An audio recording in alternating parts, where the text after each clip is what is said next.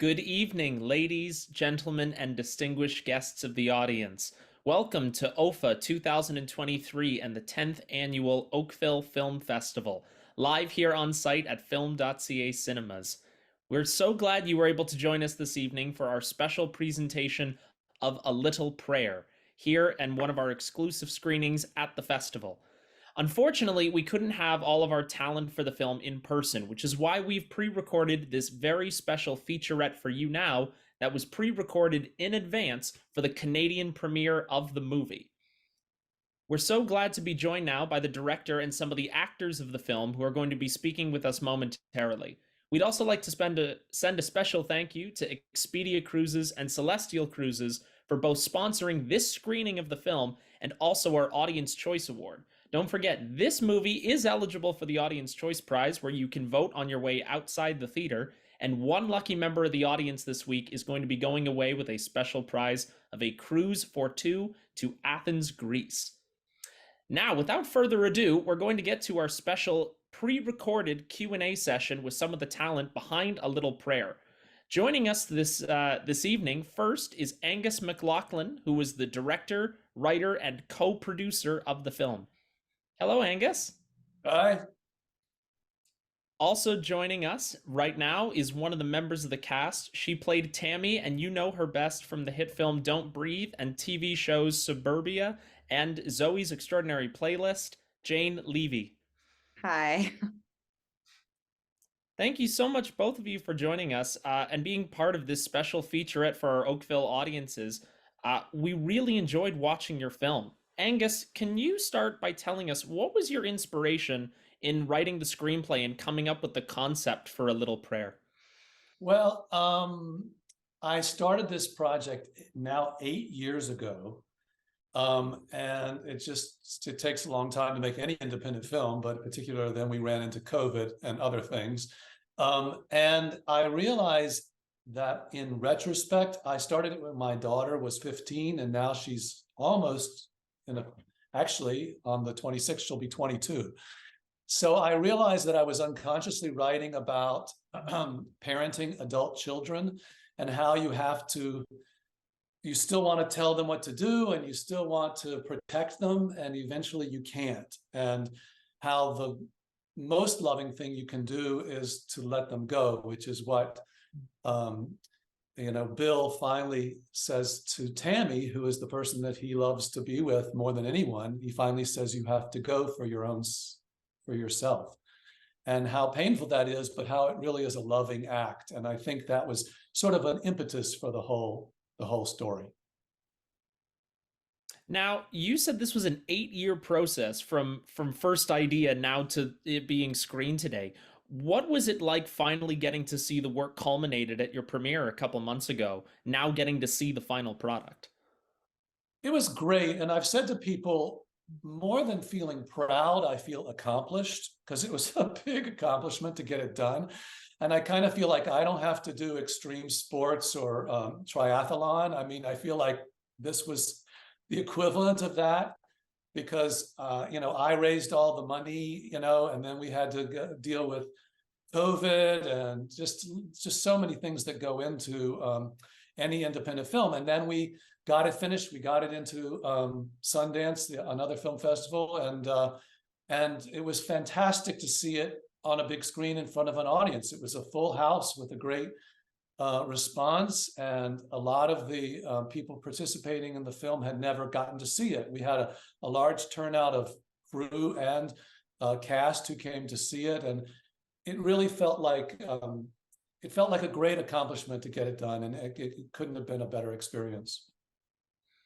Now, Jane, I'd like to know first, when in this 8-year timeline you first signed on to the project, and what were your first impressions when you read the script that Angus had made? What was your immediate takeaway?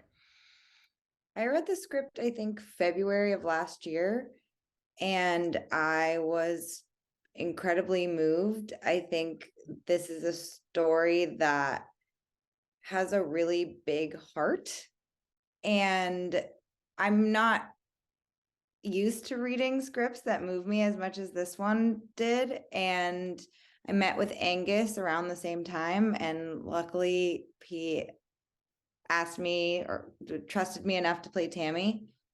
And so it's been about a little over a year. Can you talk us what the on-set experience was like? What was it like working with your fellow castmates and working on site and in the house?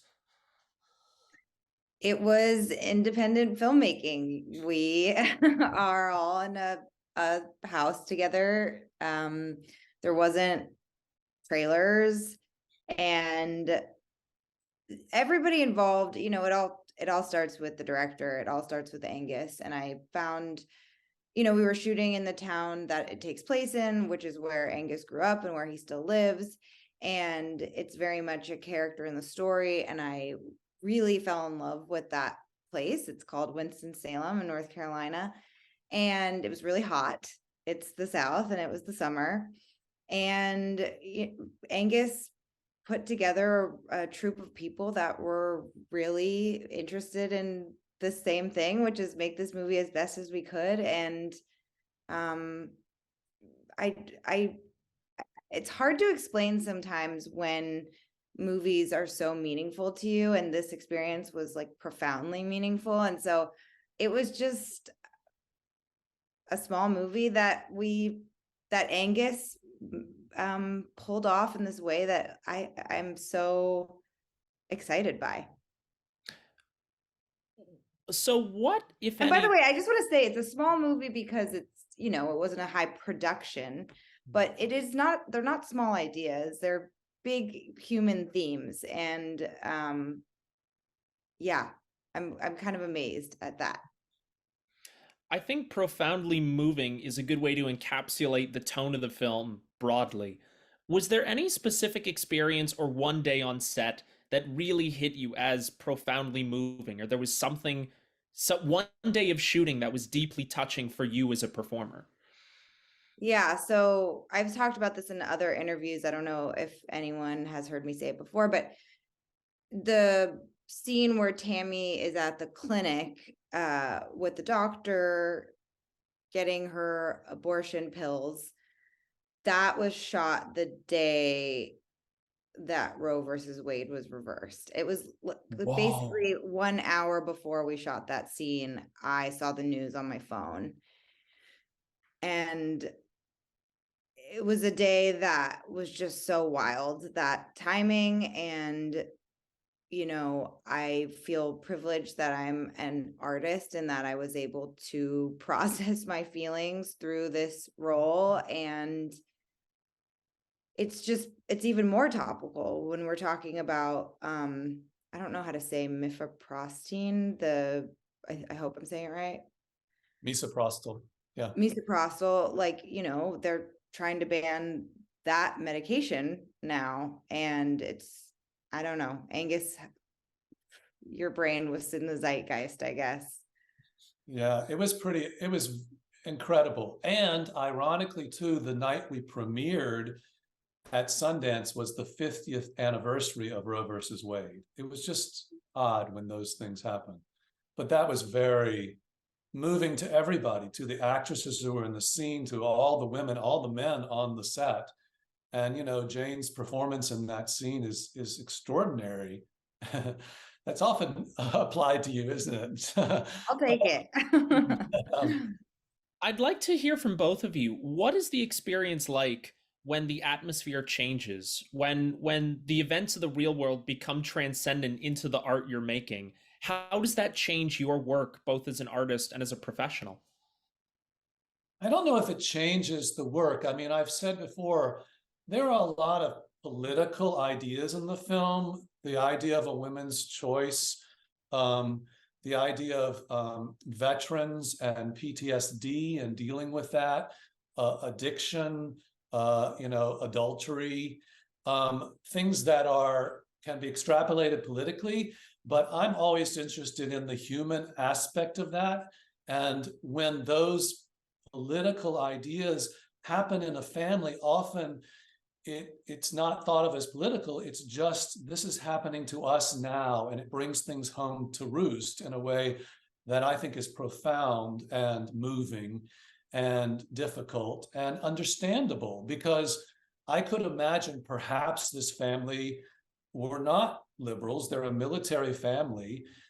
We don't know what their stance is on abortion, but they have to deal with it with someone who they love profoundly in their family, and what that means. And also, even in Tammy, Jane's character, I wanted to show, I mean, the line that she has is, "I'm not just doing this for me," to see that it's not an easy decision for anyone, and that everyone suffers from it, and that it also is something that is needed for a larger picture in her mind, in her life, in her family, and her desire to bring people into the world in the best possible way.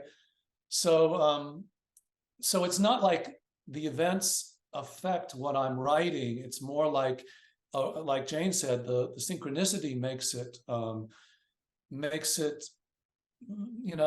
one feel like it is important. I don't really think of important, films, but just like Jane said, you feel glad that you are able to express our complicated reactions to these things that we deal with in a way that hopefully is meaningful and brings people together. I mean, that's what you want in a piece of art. The old trope is it makes you feel less alone and happy to be alive. And something about that aspect of someone else has gone through, either something that I've gone through or that someone I know has gone through, makes you feel part of something that is important to me. Yeah, and even before we started shooting, I was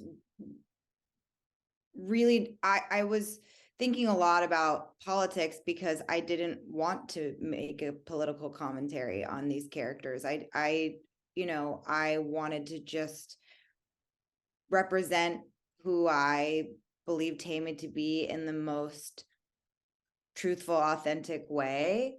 And I also believe in any creative process, you have to accept what is actually happening in the present moment and bring that in. So with this historic, I think very tragic event that took place on June 21st last year, I thought, my own grief about and anger and about being a woman and having a country that is oppressive, or maybe a relationship that is, or structures that are bigger than me, that makes sense, I think, here, and just sort of playing with your own work with the director, your work with the script, your work with the character so far, and then what is actually happening, and trying to just be as truthful as a person as possible. And that involves a lot of complexity, I think, and contradiction. And anyway, I think that was a wild experience that day. I want to build on this idea of reaching for authenticity. One of the overarching themes to all of the films in our slate for the festival this year are about familial relationships, and both the acceptance and defense of the choices in our parents, our partners, our children. How, Angus, for the whole ensemble, and Jane specifically for Tammy, how is it you were able to find, or what was your approach to finding the realism and the heart of the people in this family web? Well, I was an actor for a long time, and so I feel strongly for actors. There are great movies that are made with non-actors, but I really love actors and respect them. And so, there's an old saying about casting is everything, and I really go on intuition. When I cast Jane, I'd never seen her work. I just spoke to her, and it was kind of like we had this great casting person, Mark Bennett, who recommended her, and we spoke, and she seemed to understand the script. And then after I said, I would like for you to do it, they sent me clips from Zoe's Extraordinary Playlist, and I was like, oh my God, she's great. Because if you haven't seen it, it's like a musical. So not only can she act, she can dance, she can sing, she's funny, she's physically funny. So it really was trying to get terrific actors, and we did. I can't not mention David Strathairn, who is fantastic and such a great person and such a involved on the set person. Celia Weston, who plays Vanita. Will Pullen, of course, who I think you'll see later or before. I can't remember if he's before or after. I think he'll be on this interview in just a minute. Stay tuned, everybody. And Dasha Polanco and Anna, what's her last name? Camp. Yeah. But even Ashley Shelton, who plays Bethany, the best friend. So I just felt like we had no rehearsal. We read it once. And then, but I spoke to the actors quite a bit beforehand about my ideas of the characters and perhaps their sort of backstory. And because I'm an actor, I also always say, like, if this doesn't feel right to you, you can come up with your own ideas. But they all came incredibly prepared. And because I think that character is what I'm most interested in, that's inherent in the script. I'm one of these people too. I was a playwright as well, who really feels like the text is done. It's not like we're improvising and trying to find the scene. So they all, also felt strongly that the text held them as characters and actors, so they could trust that. And then once they started playing with each other, they all felt like, it was a team. It's like having a great soccer team or whatever, where you're kicking that ball, that other person's going to kick it back to you, and you have that security, which makes it really, I think, fun if you're a performer. Absolutely. I mean, for me, it was all the script. Angus is an incredible writer, and nothing that I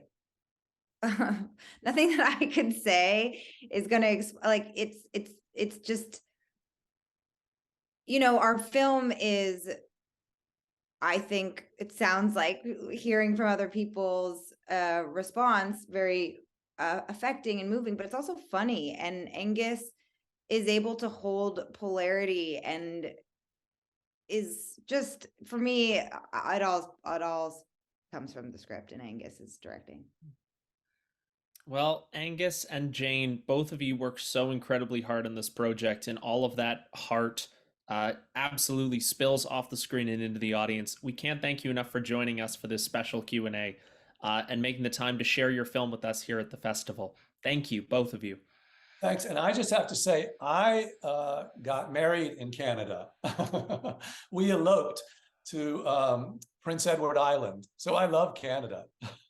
As a New Brunswicker and native New Brunswicker at heart, I deeply appreciate hearing that. Thank you. And welcome back. We now return for part 2 of our special featurette on A Little Prayer here at the Oakville Film Festival. We hope you've enjoyed the first half, and now we are joined by yet another talent from the film. You may recognize this very handsome actor from his extensive work on Apple TV+, including the series Dickinson and the movies Greyhound and Causeway. We are now joined by Will Pullen, zooming live from Chicago, who played the role of David in the film. Hi, Dave. Oh, excuse me, David. Right. Hello, Let's go. Will. Yeah. Hey, how are you? Thanks so much for having me. We're so glad you're joining us.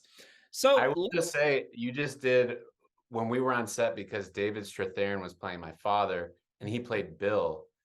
What that just happened to you happened about a bajillion times on set. And eventually they had to start calling us by our character names because it got so confusing, because people would say David and we would both turn, and they'd say Bill and I'd both turn. So you're right on track with Team A Little Prayer. So it happened all the time when we were shooting. So talk to us about some of your experiences working on the set. What was your experience getting to work with Jane Levy and David Strathairn in such a close relationship throughout the filming process? It was one of the best experiences I've had, like artistic experiences I've had, working as an actor. It was Angus emailed everybody before, it was like right before I think we went out to shoot in Winston-Salem, and he kind of wrote and said, this is going to be sort of like very much feel like the kind of thing where your friends got together and put up a play, you know, in college or in someone's backyard. And that's the spirit we're trying to capture here. And that was like sort of the energy everybody brought. It was like very much everybody was super game and like just super enthusiastic and supportive. And there was it was a very safe, the set felt like a very safe place, you know, for people to just do the work we needed to do, because I think this film, it's such a beautiful film, and there's so much light and dark in it that you really need the atmosphere that Angus created was super important for us to capture everything we needed to for the film. So it was everybody on set. It just felt like a really safe place to go and explore things, and the crew was all wonderful, and the cast, I mean, it's like some of the best actors around, you know, so I just felt super lucky to be there, and everybody was just at the top of their game, so it felt just, it was great. What are some of the practical things that Angus and the crew did on set to create that atmosphere you're describing? What are some of the ways that we can create these positive working environments, both for the cast and crew of a project? You know, I think Angus, the spirit Angus brings to his work, it's very collaborative, you know, like, and that even before I signed on to do the movie, when I met him over Zoom, it was always like that. He seems to always be very open to getting someone else's point of view about the work. And I think that's how you start, certainly. Um, and for us, it's like, I think the way they shot the movie sort of lended itself to that, because we shot a lot. There was one house which was the family's home in the film, and we shot a lot there.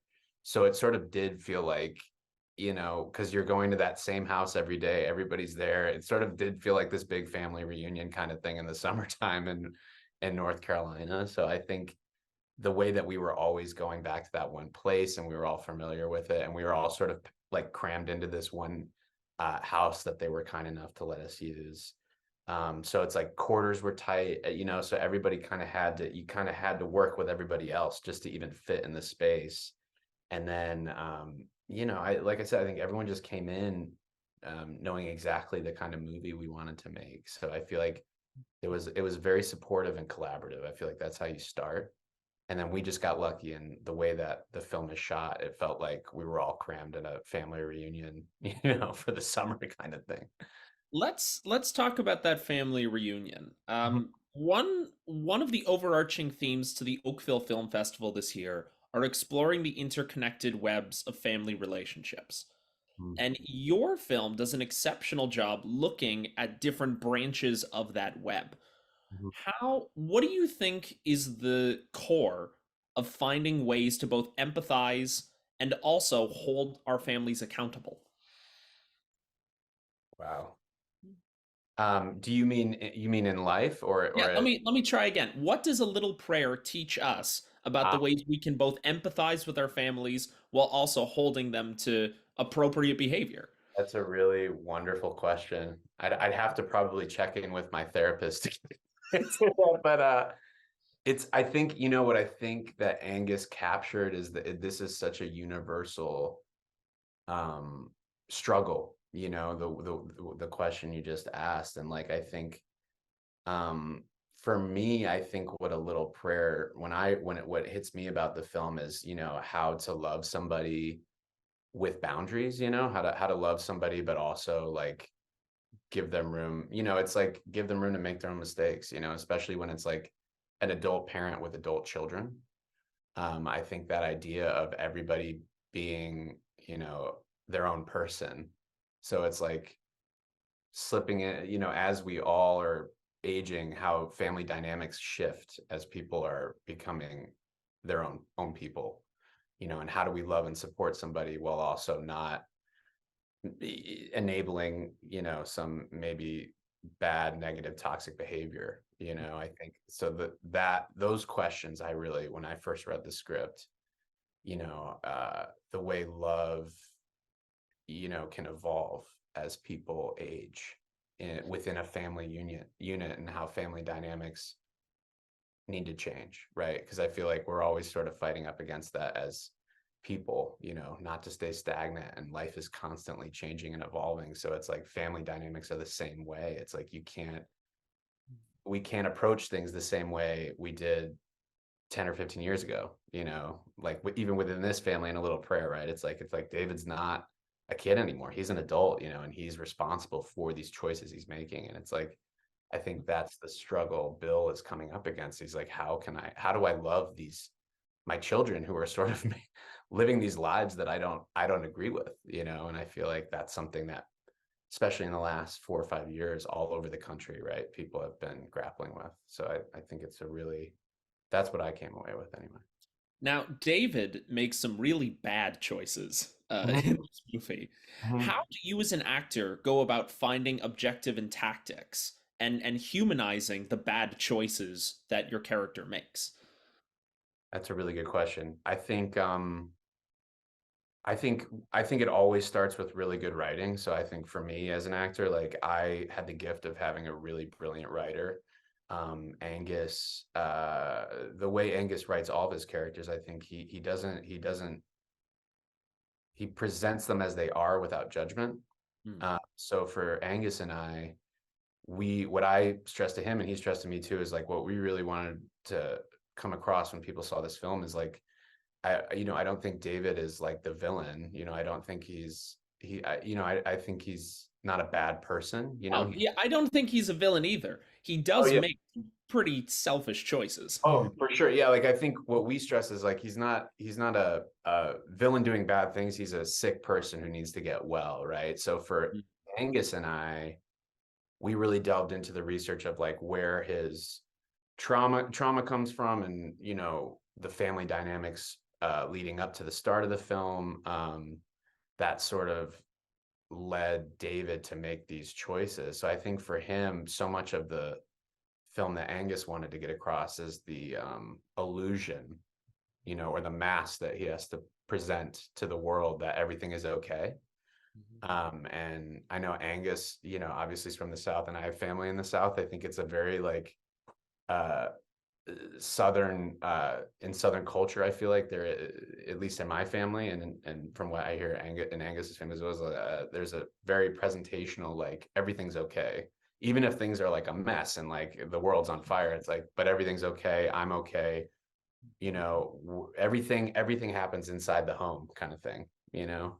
So I think for us it's like that's what made the film active for David. For me as the actor is like he is always trying to present, to cover, and to keep those like two sides of himself very separate, and to make sure that everybody believes this facade he's putting on, you know. And then in the film there's a couple scenes where we get to see him take the mask down and kind of be how he is, and that's what I think makes it so heartbreaking, is like you see this person who's really sick and really struggling and really needs help and support, and is just not getting it, you know, and he's not able to help himself either, which is really heartbreaking.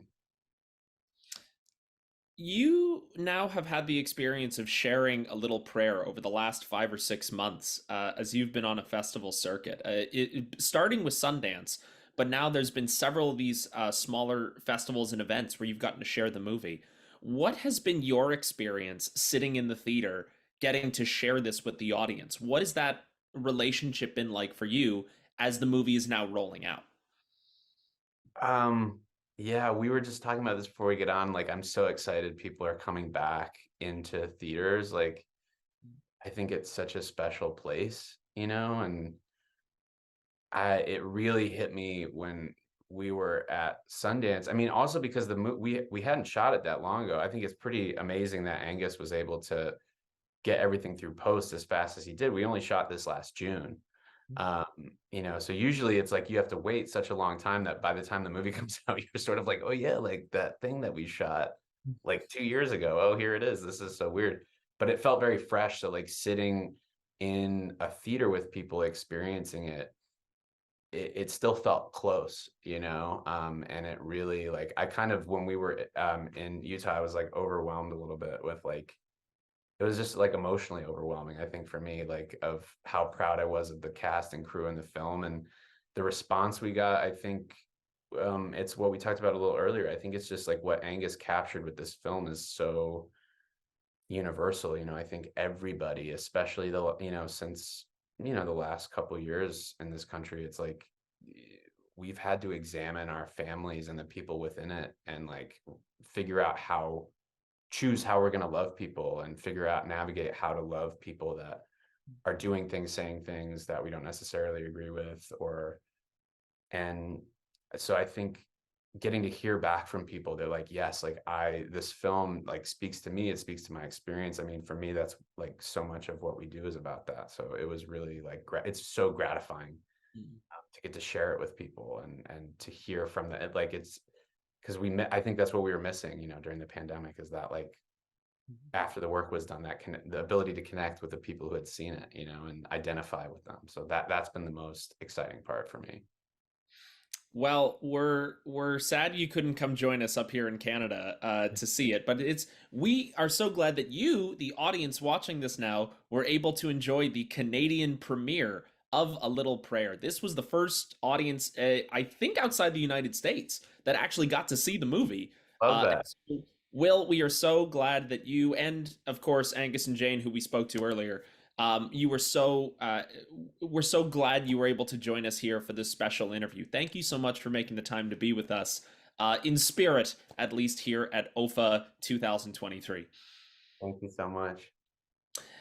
To all of you in the audience, this concludes our featurette presentation for A Little Prayer. Thank you so much for joining us here at this special screening here at the beautiful Film.ca cinemas in Oakville. Now, if you liked A Little Prayer and it's your favorite movie you've seen so far, don't forget this movie is eligible for the Audience Choice Award, and this year's Audience Choice Award prize is sponsored by Expedia Cruises Oakville and Celestial Cruises. They are giving away a cruise for 2 people worth $10,000 to Athens, Greece, and the Mediterranean, and that vacation could be yours if you vote. So if you liked A Little Prayer, don't forget to vote for this movie, and you have an exclusive chance to win.